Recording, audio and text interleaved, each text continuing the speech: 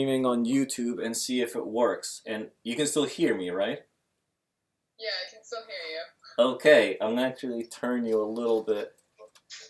Okay, I think we're live everywhere. Okay. I think it's working. Let me know if you could see it on your iPad. All right, this is a first time for me. We are live with Australia right here. Sarah, handle the underscore, right? Vagabondist. Yeah. Okay. And we have hello. We have Hi.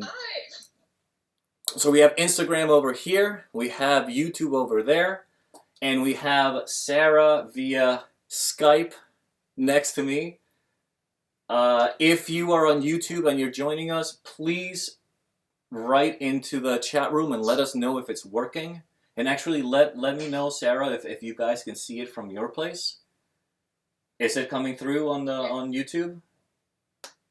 It is coming through. I don't know if we have the bandwidth to handle me Skyping and watching, though. No, yeah, but that's actually the problem. We'll make some adjustments. That's what I'm worried about here. I'm just worried that maybe YouTube. I might not have the bandwidth to have all three of them working. So It's ambitious. it is very ambitious, but let's try it anyway. Okay, so one thing that we've been talking about lately has been cold water paddling.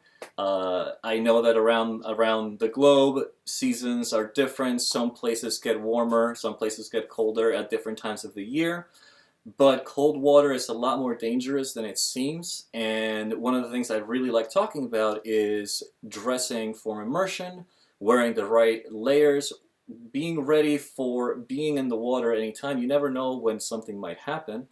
And then that connected really well. I connected with Sarah a long time ago when I saw her feed, which features absolutely amazing photos of lots of exploration and guiding that she's done in the past.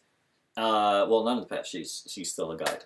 I'm just rambling, but her photos are absolutely stunning from all these different places she's been to, and she's done a lot of guiding in very cold places with lots of cold water. And so I thought it'd be a fantastic way to have Sarah on and not only talk about cold water paddling, but as well as some of her adventures and just ask her about stuff. Oh, of Ice and Paddles is saying, "Hi Sarah, I can't believe I'm watching you from Colorado while you are in Australia." Hi. That's pretty cool. That is okay. Can you tell me, Sarah, if it's actually working on YouTube? Do you see anything on YouTube? Sarah, can you see us? Can you hear us? Sorry, you cut out. I cut out. Can you hear me now? Yes, I can hear you now. Okay. Could you check YouTube and let me know if you see it? It's working? YouTube is working? Okay, everyone. Yeah, we can see. Oh, Gregsky is also he's in Melbourne. So he's your local time. Okay, I think something is going on and I think I might be too ambitious right now. Again. It's cutting out. No! Technical difficulties. This is not good. Okay, I'm going to do something. I am going to... Guys that are on Instagram, just give me a second. I'm going to log off and come right back on. Hopefully YouTube will work. Okay. Let's see if this connects. Okay. All right, so let's see if YouTube gets better. Sarah, can you still hear me? Sarah, are you able to hear me? I'm so sorry, everybody.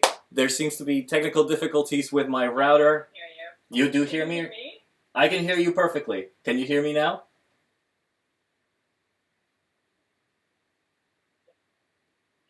You can hear me. Yeah. Okay. So what I've done we have someone from Norway as well. Hello, Stingray. So what I think YouTube is now back online. The problem I'm having is we're streaming video for Instagram, video for YouTube, and then Skype video at the same time, and I think it's just too much for my router to have all three. So now I switched it to just YouTube and Skype. Oh no, we've lost Sarah! Let's get her back on the phone. Okay. Hello from Melbourne! Thank you for being with me. We're having some technical difficulties because of how ambitious this is, but I think we can get it working. Yes! Hello! Okay, I think it's going to work now because we only have 2 video streamings on my... Oh, someone said hi Dana, nice beard. Did they see Dana in the background? I think so, because from the phone you could see it a lot better, I think, than from YouTube. So anyway, I talked enough.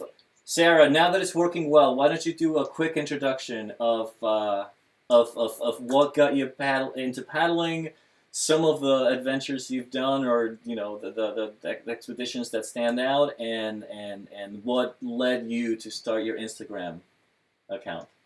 Yeah. So I grew up in the Chicago area in the States, and I did not have a very outdoorsy upbringing, but I think I was 15 years old when I had the chance to learn how to kayak in a swimming pool in the middle of Chicago in the middle of winter. And I thought it was pretty cool, and it kind of, that combined with taking sailing lessons as a kid got me hooked on the idea of actually getting out on the real ocean and not just in a swimming pool. So when I was 18 years old, I joined the crew of a tall ship and started sailing professionally. I sailed to 7 countries and crossed the Atlantic on my first professional sailing gig, which was really incredible, and it definitely got me hooked on this lifestyle of adventuring.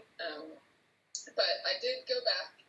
I kind of took a break from it to go to school. I studied ecology and environmental science, and after I was done with my degree, I was trying to think of ways to combine my love of the natural world and conservation with being on the water. And eventually that led me to realize that guiding is a really amazing way to connect people with nature.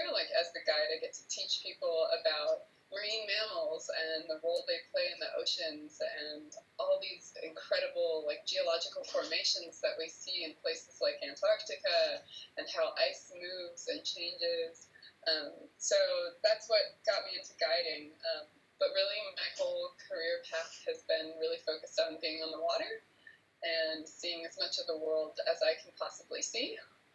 That's my guiding goal here. And I started my Instagram, I think, about a year ago, just because I didn't used to really share my photos publicly, but I thought that maybe it would be cool for more people to be able to see them and give people that idea, hey, wow, maybe I can go kayak in Antarctica, maybe I can go to Alaska, and just share the beauty of these amazing places with people, whether they can make it there themselves or not, just so that more people get to know that there's these incredible places out there. So, can you tell me first, what is a tall ship? A tall ship? Think Master and Commander or Pirates of the Caribbean. No way, that big. Those big, 3-masted, square-rigged ships. Wow. So is that similar to what you had in some of your posts that are, it's a really beautiful white ship? Is that a tall ship in some of the posts I've seen?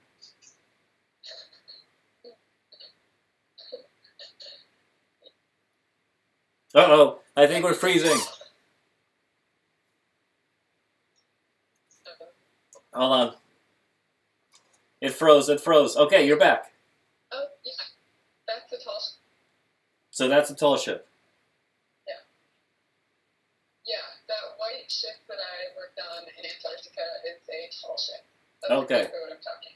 Okay, because that is absolutely gorgeous. Yeah, it was a really amazing experience, and it isn't something that 5 years ago I think I ever would have known was possible. So it was a really cool thing to be able to do. So YouTube, and hopefully it'll just work. And I'm not going to really pay attention because I'm having fun, and we do have a lot of people on Instagram saying hello. So, and I think it's very, at least I'm learning about tall ships. And so let me ask you this: or actually no, we should talk about cold water first, and then I'll ask you tons of questions, and we'll get other questions. So I want to interject with. One sad aspect is that at least in places where the water does get cold, every spring it seems like we lose paddlers to cold water.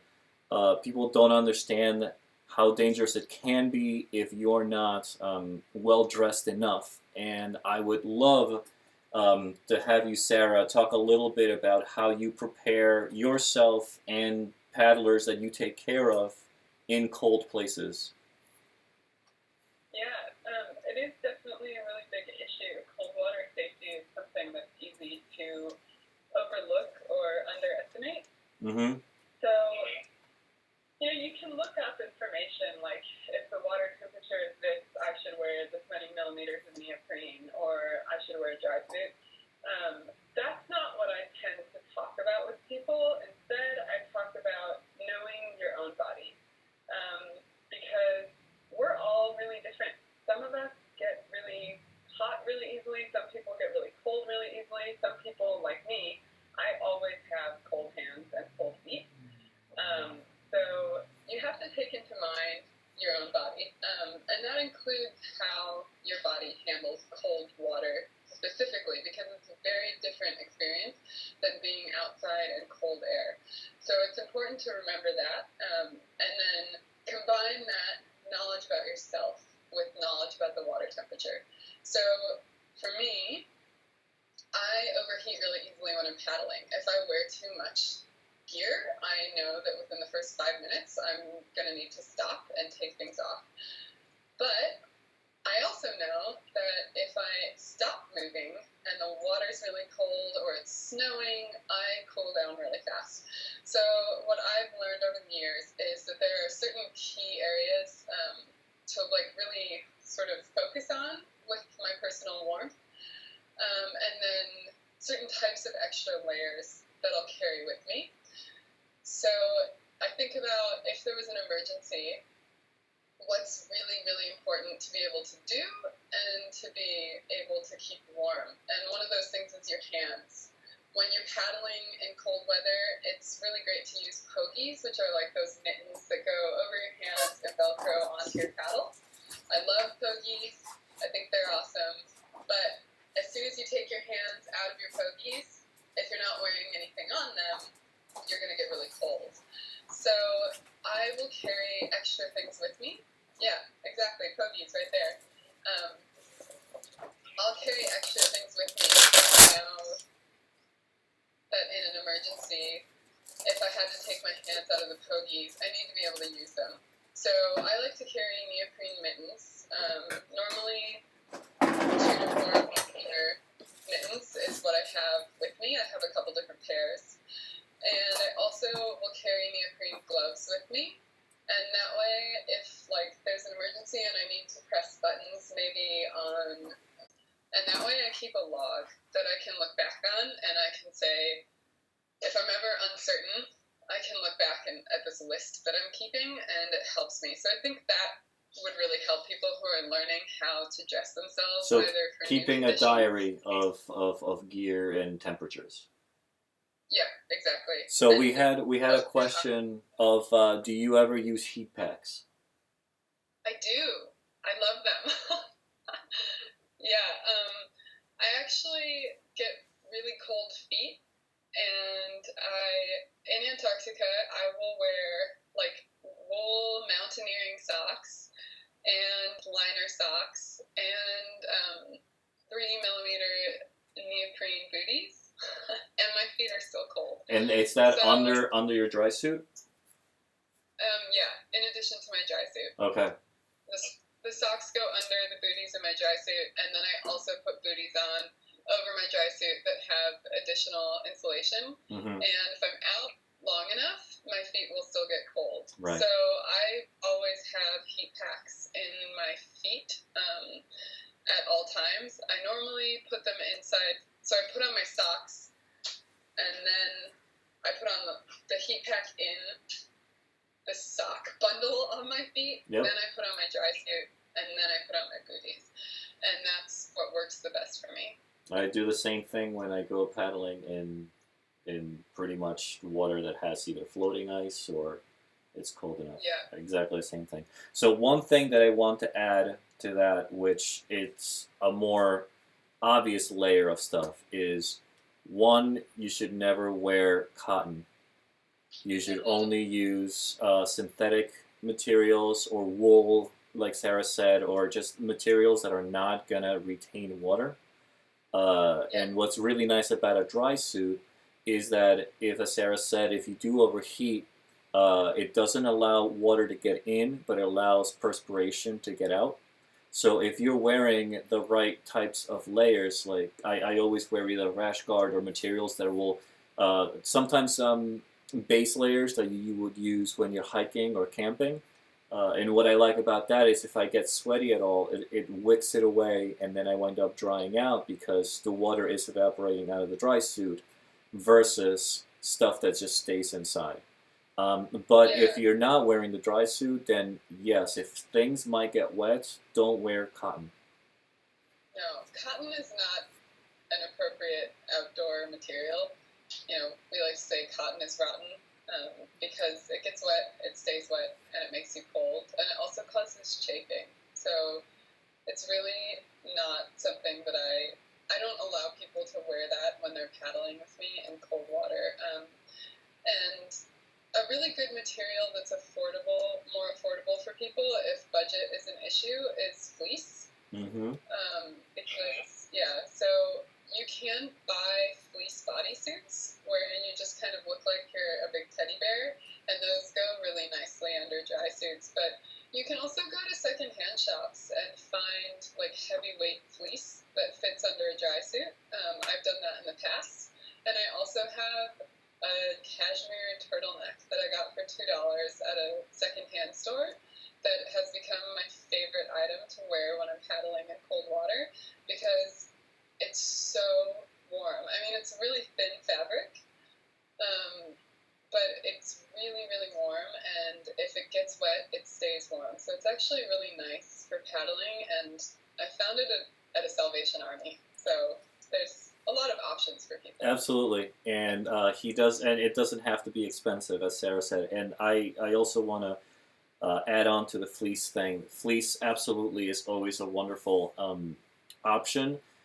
I want to tie in fleece to another point, which is to always take with you a dry bag with dry clothes. So if you or anybody else falls in the water, you want to make sure that you have usually a warm change so that someone can take off wet clothes if for some reason they weren't wearing a dry suit or whatever you need to warm them up.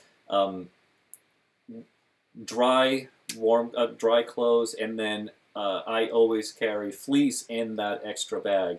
I like having an oversized fleece jacket as well as a very thin windbreaker. I think the combination of those two are also really good. I know some of my paddling buddies and instructors, one has a full, it would be like a footy pajama made out of fleece, which is fantastic to warm people up. And then as well as storm cags that are available and are extremely warm. In my last, we went, in the session we did 3 days ago in Maine, one of the guys took a swim and it was towards the end of the day, and he started getting cold. It took him a little bit to get back in his kayak, and they put a storm cag on it and on him, and he was wearing a dry suit and he was wearing the right layers, but still the water was 50 degrees Fahrenheit, and it cooled him down in that little bit of time that he got a little shaken up. They took him to shore, and he warmed up very quickly because they put this nice big long. The storm cag went down to his knees, and it just looks like a tunic. It's just your head is covered, and it just goes down to your knees, and it just gets you warm very quickly. A storm cag, Dashlard. I will storm cag, CAG. That's always really good to have. Sharing is. Actually, go ahead. I'm sorry. Well, that just made me think of another important point, which is that people who are going paddling in cold water should definitely look up and inform themselves of the signs of cold water shock. Because even in a dry suit, some people can experience cold water shock, which is when just the difference in the temperature of the water compared to the air temperature or the temperature of your body causes you to go into shock. It can almost look like someone's drowning because they'll do the same thing where their face goes blank and they kind of it looks like they're trying to climb a ladder, trying to get out of the water. They may not be able to talk, or they may not be coherent. And that's something that I think paddlers should be informed about, so that if you're out with a buddy and they go in the water and they're not acting normal, even after you've gotten them back in their boat, it could be cold water shock, and it's important to understand what that is and how to treat that. Well, I think I'd like to add to that too that just the event of a capsize on its own could help in that. And then the last thing too that is extremely dangerous is the gasp reflex, which if for example, whenever we know we're going to be rolling in cold water, we always wear a lot of neoprene and neoprene hoodies so that we know that the least amount of skin will be exposed to the water when we hit it, and sometimes we actually splash our faces before we go in the water so that we're a little bit more used to that temperature. But what the first thing that the body does, and imagine if you've ever stepped into a really cold shower thinking it was warm, the first thing you do is suck in air very quickly, and that's the last thing you want to do if you're capsized. So there have been many cases of people drowning because of that gasp reflex when they hit the cold water and they happen to be upside down. So that's another thing to watch for, that if one of your buddies goes over and it's very cold water, there is a chance that happened to them, and you need to get them out and give them help as soon as possible. But so I think all of these are really important points. There's a couple of questions, Sarah, that actually I want to go back so we can answer. And we are actually, I don't think we're coming through on YouTube at all. I'm going to let it run anyway, but so far I think it's only Instagram, which is fantastic because we have a bunch of people that are asking questions and they're watching with us. And I'm just sad because I don't know if we're going to be able to archive it, but I don't care. Like, this is awesome as is. If maybe we can do it some other time again and figure that out. But let's answer a couple of questions. Gretzky asked, what does Sarah wear in her local waters in winter? Oh, well, I just moved, so I haven't been through a winter here in Melbourne yet, but I think it would be a good idea. You know, Melbourne is, people think Australia is really warm, but Melbourne is the southernmost tip of, well, not the southernmost, but it's in the very, very far south of Australia. And we're actually on the Southern Ocean down here, which is the same ocean that reaches Antarctica. So the water here is pretty cold, and honestly, I think a dry suit is the way to go down here. Okay. We also have, so one thing that came up is sharing items that some people didn't think of that, and absolutely, that's anytime I go, I always bring clothes for myself. But one of the tips I picked up, and Sarah touched on that, was the clothes that I take are always much bigger than what I need, just in case I want to share with someone else. I don't take stuff that only fits me. When I was training at one point, our instructor went in the water, and he was simulating going into a full. He was showing signs of hypothermia, and when we got back to the beach, I had my little dry bag full of clothes, and I went through stuff, and I said, "All right, we can." Oh wait, no, you're twice my size. There's no way you can wear any of my stuff. So what I did is I went to REI, and then I went to a Salvation Army, and I found stuff that was much bigger than what I needed, and that's the stuff I usually take with me so that if anybody can use it. And I also think of packing.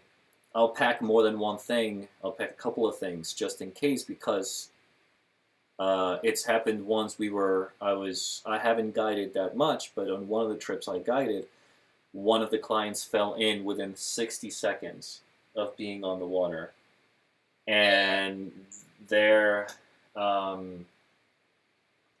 oh, sorry, guys. Guys on YouTube, I'm so sorry. It's just, it seems like my router is just not strong enough to maintain video streaming and Sarah here. So I'm gonna stop the streaming on YouTube. It's just not working, but it is working on Instagram. If you could hear this and you're on YouTube, go to Instagram. It's gonna be Instagram.com/kayakhipster, and you can watch it there because I'm streaming it on this instead, and it's not going to affect Sarah. So I'm